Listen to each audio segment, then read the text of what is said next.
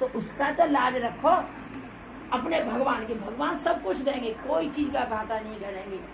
बस भगवान को मन से याद करो और सेवा करो। आगे समझ में, वो क्या कराएंगे कैसे कराएंगे ये उनका हेडिंग है, हमारा हेडिंग नहीं, हमारी बुद्धि नहीं चलती। कर करके देखो, विश्वास तो करो परमात्मा पे, भाई हमें जो मिला है उसी काम करेंगे, हमें खूब मिला है। तो भगवान कहते हैं इस बार शांति को प्राप्त होगा। ऐसे करते हुए भगवान से कहा कि भगवान मुझको स्थायी शांति दो। मन तो चंचल ही है, ये मन बड़ा चंचल है, कैसे तेरे बन गई, जितना इसे समझाऊं उतना ही नहीं चलता है। मन चंचल है तो रहने दो। मन तो अभी बम्बई भाग जाएगा, कलकत्ता भाग जाएगा, ऐसे भागने दो, लौट के तो आएगा, कहाँ जाएगा।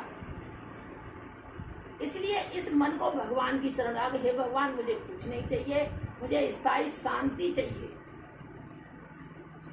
स्थायी शांति, शांति होगी तो हमारे पास सब कुछ है, और शांति नहीं है तो देखिए कितने कितने पैसे वाले हुए हैं जिनकी यहाँ शांति नहीं है, शांति नहीं है, और फकड़ी फिक्रों से खा। भाई सुख करने वाले बनते हो तो भोगने वाले भी बनो। कर्ता भाव मत करो, अच्छे भगो, भगवान से प्रार्थना करो, इतनी देर और सेवा करो। भाई हराम ही नहीं बैठा है।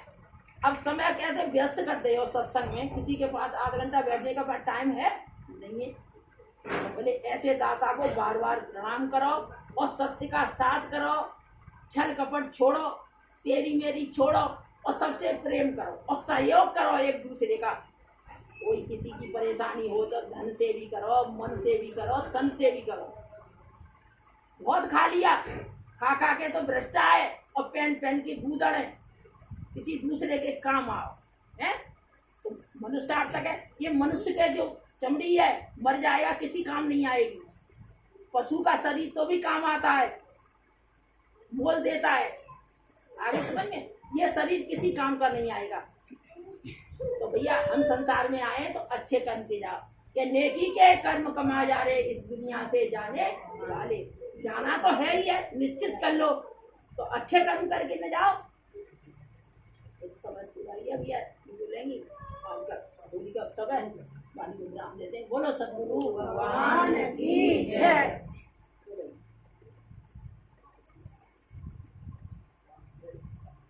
देखो भगवान ने गीता में अध्याय 13 में बताया है कि ये शरीर क्या है, ये हमारा क्षेत्र है ना, क्षेत्र है, और इसको जानने वाला कौन है, क्षेत्र है ना, वो क्षेत्र है। तो ये शरीर क्षेत्र है और जानने वाला क्षेत्र है। तो वो कहते हैं दृष्टा बनो, तुम अपने से अपने दृष्टा बनो कि परमात्मा तुम्हारे अंदर में ही बैठा हुआ है, वो सूक्ष्म से बैठा हुआ है हमारे अंदर में, है ना। और इस शरीर के अंदर कहते हैं ना, पंच महाभूतों से ये शरीर बना है। चित जल पावक गगन समीरा, पंच रचित अति अधम शरीर। अग्नि आकाश वायु जल पृथ्वी, इन 5 तत्वों से ये शरीर तुम्हारा बना हुआ है। तो गुरु कहते हैं, और मन बुद्धि चित्त अहंकार वो इसके अंदर है। और 5 विकार हमारे अंदर में है, काम क्रोध लोभ मोह अहंकार। गीता के 13वें अध्याय में शुरू में ही बताया भगवान ने। तो ये सारे विकार हमारे अंदर में है। और क्या है, 5 ज्ञानेंद्रिय और 5 हमारी कर्मेंद्रिय, है ना। और 5 ज्ञानेंद्रियों के 5 विषय है। आंखों से देखना दृश्य, कानों से सुनना, नाक से तो नासिका से सूंघना, और जिह्वा से रस लेना, क्योंकि जिह्वा से ही रस आएगा। अब रसगुल्ला हो चाहे उसे हाथ पे कितना भी रगड़ो, लेकिन स्वाद नहीं आएगा जब तक कि उसके मुख में नहीं डालेंगे। हम जब तक मुंह में नहीं डालेंगे तब तक उसका स्वाद नहीं आएगा। तो इसलिए कहा कि ये 5 इंद्रियों के 5 विषय बड़े भयानक होते हैं, बड़े विष के समान होते हैं। तो गुरु साधक को सावधान करते हैं कि ये 5 विषय भी रहेंगे और 5 हमारे ये ज्ञानेंद्रिय कर्मेंद्रिय, ये हमारी इंद्रियां भी है, इंद्रियों के 5 विषय भी हैं, ये भी रहेंगे। लेकिन किधर मोड़ना है इनको, कि मन की तरंग मोड़ ले बस हो गया भजन, और आदत बुरी संभाल ले बस हो गया भजन। तो ये मन की तरंगों को, ये जो विषय विश्व बताए, हमारे विषय बताए, इनको हमें किधर की तरफ मोड़ना है? परमात्मा की तरफ मोड़ना है ना। स्वाद ले रहे हो तो भगवान का भोग लगा के ब्रह्मार्पण करके है, तो उसमें सारे स्वाद समाहित हो जाते हैं। प्रैक्टिकल करके देखें, क्योंकि ज्ञान विज्ञान सहित है। जब भी थाली सामने आ जाए ब्रह्मार्पण करके उसका सेवन करो, फिर देखो कितना स्वाद आता है उसमें। फिर कमी आपको नजर नहीं आएगी, क्योंकि आपने भगवान का भोग लगा दिया है ना। इसी तरह से कान का शब्द है, कान का विषय क्या है? सुनना है। कानों से सुनो तो किसी की निंदा चुगली मत सुनो, है ना। सुनने हैं तो अच्छी वाणी सुनो, अच्छे भजन सुनो, है ना। तो क्या हुआ, विषय तो रहेंगे, लेकिन इसको क्या करना है? भगवान की तरफ। तो इस तरह से 5 इंद्रियों, 5 ये जो ज्ञानेंद्रिय हैं, 5 विषय हैं, इनको हमें परमात्मा की तरफ मोड़ना है ना। और कहा कि हमारे अंदर इतने जो ये 3 गुण हैं, इसके अलावा क्या बताया भगवान ने? 3 गुण हैं, सतोगुण, रजोगुण, तमोगुण। सबके अंदर में है ये तीनों गुण हैं। और जब इनकी साम्यावस्था होती है तो मनुष्य इनसे ऊपर धीरे धीरे उठने लगता है। गुरु कहते हैं ना अच्छे में अटको और ना बुरे में अटको। बुरा करना नहीं है, भगवान कभी बुरा नहीं कराते, है ना। तो जो भी हो जाए, जैसे भी बताया ना, किसी की सेवा हो जाए, तन से हो जाए तो तन से कर दो, मन से हो जाए। अगर तन से भी नहीं कर पा रहे हो, धन से भी नहीं कर पा रहे हो, तो मन से तो कर ही सकते हो। मन से करने में कोई पैसा नहीं लगता है, कोई धन खर्च नहीं होता।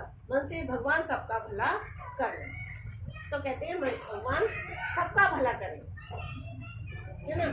तो कहते हैं भगवान सबका भला करे। तो इस तरह से अपने मन को परमात्मा की तरफ मोड़ते हुए और अपने कर्मों को भगवान के साथ जोड़ते हुए, भगवान का नाम लेते हुए, हरिओम दर्शन करते हुए, है ना। हम सब गृहस्थियों के लिए हरिओम जो है वो ओम महामंत्र है ना। तो जितना नाम जपोगे भगवान का, देखो एक चीज हमेशा याद रखना, संत लोग भी बताते हैं, बड़े बड़े संत कहते हैं कि लक्ष्मी तो भगवान के चरण दबा रही है, इसलिए लक्ष्मी को नीचे रखना और भगवान को सिर पे रखना। जिसके भगवान सिर पे है तो लक्ष्मी तो उसके साथ रहेगी, है ना। आगे पीछे काम किसी का नहीं रुकेगा, है ना। ना सांसारिक काम रुकेगा और ना पारमार्थिक काम रुकेगा, है। तो लक्ष्मी को कहाँ रखना है? नीचे, है ना। और किसको रखना है? परमात्मा को ऊपर रखना है। परमात्मा को रखोगे तो लक्ष्मी तो है ही उनके साथ में, लक्ष्मी तो अलग है ही नहीं कहीं भी। तो इसलिए परमात्मा को अपने ऊपर रखो। और जब भगवान हमारे सिर पर है, भगवान ने हमारे सिर पर हाथ रख रखा है अपना, तो हमें किस बात की चिंता, किस बात का दुख? तो इसलिए गुरु कहते हैं चिंता मत करो, भगवान का चिंतन करो, है ना। तो इस तरह से भगवान की भक्ति करें हम, है ना। जितना नाम जप करोगे, जो जो पूरत श्याम रंग क्यों जो उज्जवल करे, जितना जितना भगवान के नाम में डूबोगे, है ना, उतने ही आपके अंदर में आनंद शांति आती जाएगी। और संसार में तो देखो कहते हैं ना कि परिस्थितियां ना आए, ऐसा तो होता ही नहीं है, हैं? कहते हैं इसी में से अपने लिए हमें अपने उद्धार के लिए समय निकालना है, क्योंकि बिन सत्संग विवेक ना हो, है ना। तो ये 9 प्रकार की भक्ति बताई है इसमें। तो पहली भक्ति क्या बताई कि प्रथम भगत संतन कर संगा, है ना। अब ध्यान से सुनना, 9 प्रकार की भक्तियां बता रही हूँ मैं, बता रहे हैं भगवान कि प्रथम भगत संतन कर संगा। पहली भक्ति संतों का संग, क्योंकि बिना सत्संग के, है ना, संतों के साथ के बिना, अब यहाँ सब बैठे कौन है? संत, सभी संत हैं, जिनके मन में कोई संसार की दुविधा नहीं, चिंता फिक्र नहीं, सब परमात्मा के नाम में बैठे हैं, है ना। सभी संत भाव से बैठे हैं। तो प्रथम भगत संतन कर संगा, है ना। कहते हैं ना कि पहली भक्ति क्या है? संतों का संग। और संतों का संग कहाँ मिलता है हमें? सत्संग में ही हमें संतों का साथ मिलता है, सत्संग से संतों का साथ मिलता है। और दूसरी कि हमें हमारी क्या है? इंद्रियां इधर उधर ही भागती रहती है ना। तो दूसरी भक्ति क्या है? कथा श्रवण में रुचि, मतलब जो भी कथा हो रही है भगवान की, जो भी चर्चा हो रही है, उसमें हम अपनी रुचि रखें, उसमें अपना इंटरेस्ट रखें, अपनी समस्त इंद्रियों को जागृत करके उस कथा को हम सुने कि क्या कहा जा रहा है, क्या बताया जा रहा है ना। और तीसरी भक्ति क्या है? गुरुपद सेवा, गुरु के चरणों की सेवा, कहते हैं ना गुरु, कहते हैं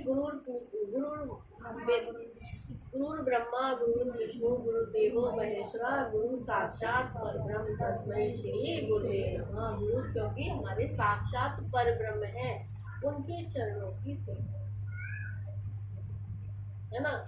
और गुरु वाक्य मंत्र, गुरु का जो एक एक वाक्य है वो समझ लो एक एक मंत्र के समान है ना।